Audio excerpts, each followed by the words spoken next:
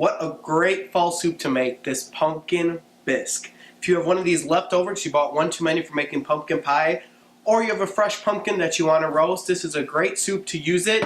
Very few ingredients, super warm, hearty, filling. The spices of the cinnamon and nutmeg kind of warmth the soul with crispy bacon, green onions. This is truly a delicious meal. So what we need is 2 tablespoons of olive oil. We'll place this right in the bottom of a pan. There we go. And we'll put this over medium heat. Once the oil does get hot, we will add 1 white onion that's finely chopped.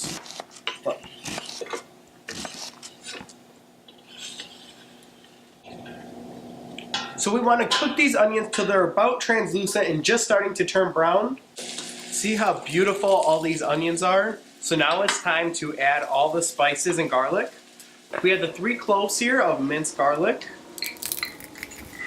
Squeeze that right on in. And you never want to add the garlic right away with the onions because garlic will burn before the onions are fully cooked. And then we have a 1/4 teaspoon of thyme. Add that right in. 1/8 of a teaspoon of nutmeg, or just like a couple dashes. A 1/4 teaspoon of cinnamon. Yes, cinnamon and nutmeg in soup. And 2 to 3 bay leaves. Mine are pretty small here, so I'm using 3. You want to add your spices to your hot oil because you want the natural essential oils in those spices to come out. And the best way is to toast them. There we go. Give this just a nice little whirl for about maybe a minute, not even. And then with this, we need to make our roux to thicken the soup. So we have 3 tablespoons of flour. We'll add right on in. 1, 2.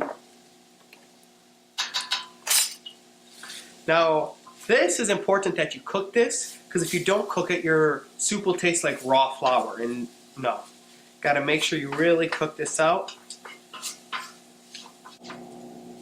The flour is done cooking here, and what we need to add is our stock. You can either choose to use chicken stock or vegetable stock. Today I'm using chicken, and we'll add about a cup in, and you want to whisk this together to make sure your sauce is very smooth and there's no lumps of flour.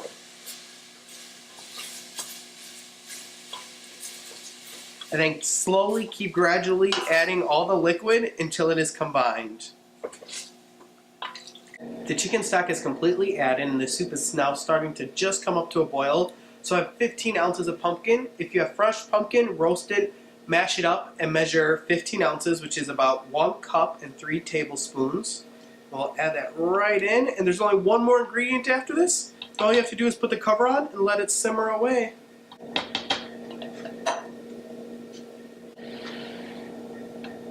The last thing, the pumpkin is completely whisked in and nice and smooth, no lumps. I have 1 quart or 4 cups of whole milk here that's at room temperature.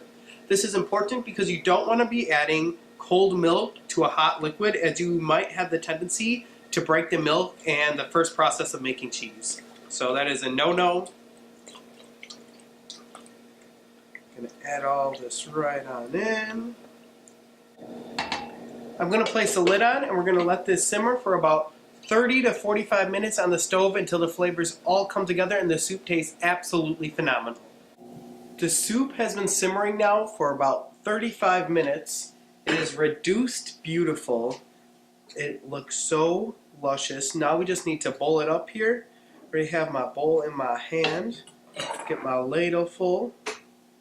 Scoop this right on up. Nice little ladle. The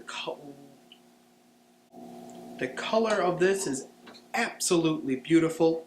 So what we're going to do here is going to top this amazing soup with some sour cream, some fresh or chopped bacon bits, some green onions, and today I'm also going to be using some beetroots. I hope you enjoyed this video, and until next time, adios!